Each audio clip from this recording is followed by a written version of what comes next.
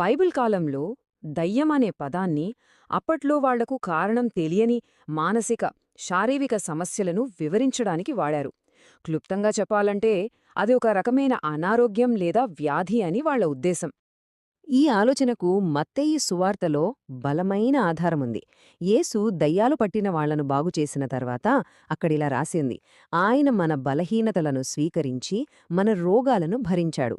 చూసారా, దయ్యం పట్టడాన్ని నేరుగా బలహీనత, రోగాలతో పోల్చారు. అంతకంటే స్పష్టతేం కావాలి? ఓకే. దయ్యాలు అంటే అనారోగ్యాలు అనుకుందాం.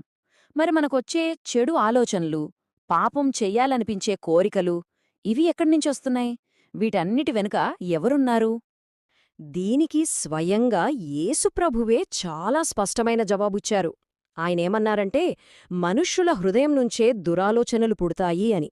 అంటే పాపానికి మూలం బయటెక్కడో ఉన్న శక్తి కాదు, అది మన మనసులో, మన హృదయంలోనే ఉంది. ఇదే మనం గ్రహించాల్సిన అస్సలైన విషయం. యాకోబు పత్రికలో ఈ ప్రక్రియను ఇంకా వివరంగా చెప్పారు. ప్రతి మనిషి తన సొంత కోరికల చేతనే శోధించబడతాడు. ఆ కోరిక పెరిగి పాపంగా మారుతుంది. ఆ పాపం చివరికి మరణానికి దారితీస్తుంది. ఈ మొత్తం ప్రక్రియలో అంతా మన లోపలే మొదలవుతుంది. బయటనుంచి ఎవరో వచ్చి మనల్ని శోధిస్తున్నారనే ప్రస్తావనే లేదు.